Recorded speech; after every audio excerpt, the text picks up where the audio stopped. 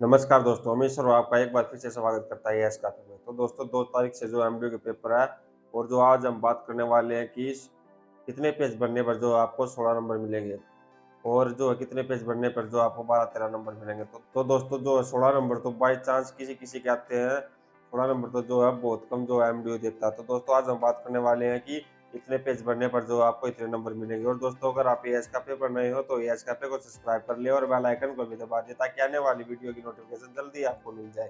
तो दोस्तों आपको कैसे पेपर अटेम्प्ट करना है, तो दोस्तों आपको जो है ब्लैक पेन और ब्लू पेन दोनों से जो है पेपर अटेम्प्ट करना है। और जो आपको कितने पेज भरने, तो अगर दोस्तों आप 3 खड़े पेज भर देते हो मतलब आगे पीछे जो है 6 पेज हो जाएंगे। तो दोस्तों आपके जो 12-13 नंबर कहीं नहीं गए। और अगर आप पॉइंट टू पॉइंट लिखते हैं तो आपके जो है आराम से इतने नंबर आ जाएंगे। और दोस्तों अगर आप जो पॉइंट टू पॉइंट नहीं लिखते तो जो है आपके नंबर काट लिए जाते हैं।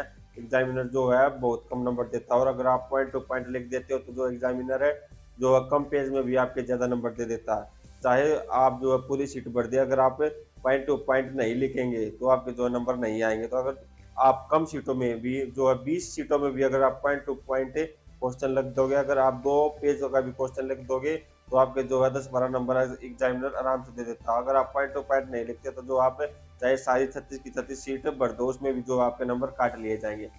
तो दोस्तों आपको जो पेपर पॉइंट टू पॉइंट लिखना है और जो ब्लैक पेन का आपको इस्तेमाल करना है। ब्लैक पेन से आपको जितनी भी आप पेपर में एडिंग लिख सको आपको उतनी एडिंग लिखनी है।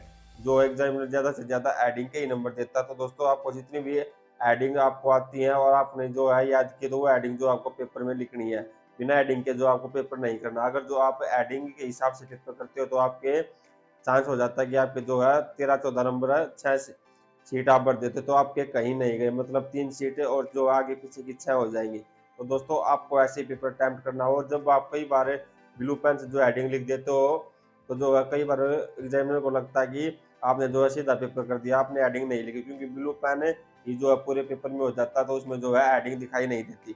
इसलिए जो आपको हेडिंग लिखने के लिए ब्लैक पेन का इस्तेमाल करना है। ब्लैक पेन से आपकी हेडिंग आसानी से दिख जाएगी। और दोस्तों अगर आप ब्लू पेन से हेडिंग लिखते हो तो हेडिंग के नीचे जो है 2 लाइन लगा दो या उसके जो है सामने जो है स्टार बना दो, जिससे ये पता लग जाएगा कि ये इस क्वेश्चन की हेडिंग है और आपने जो है पॉइंट टू पॉइंट क्वेश्चन करा है। तो दोस्तों और आप जब अपने सारे क्वेश्चन करते हो तो जो है लाइन वाइज जो अपने सारे क्वेश्चन करो। ये नहीं कि आप पहला कर दिया उसके बाद जो आपने चौथा कर दिया, उसके बाद जो आपने दूसरा कर दिया, उसके बाद तीसरा कर दिया। तो दोस्तों ऐसा नहीं करना है, क्योंकि ऐसे में जो एग्जामिनर है पजल हो जाता है और वो देखता है कि आपने आगे पीछे जो क्वेश्चन करे हो। अगर आप लाइन वाइज पहला दूसरा तीसरा चौथा करते हो तो एग्जामिनर जो है अच्छा पेपर आपका चेक करता है और जो है आपके ज्यादा संभावना हो जाती है कि आपके नंबर जो ज्यादा है। तो दोस्तों आपको पेपर देते वक्त ये सावधानियां जरूर बरतनी है। तो दोस्तों आपने कभी ब्लू पेन से पेपर दे के देखा है तो आपकी बार जो आप ब्लैक और ब्लू दोनों पेन से पेपर देखें, आपके नंबर जो है इंक्रीज होते हैं या डिक्रीज होते हैं। और दोस्तों जो सीट के पीछे आप जो लाइन लगा लो, लाइन लगा के एक तो जो है आपकी आंसर सीट छोटी हो जाएगी और जो है आप जो लिखोगे वो जो एक लाइन में सीधे में भी आपके लिखे जाएंगे। और दोस्तों इसलिए जो आप पीछे लाइन लगा लो।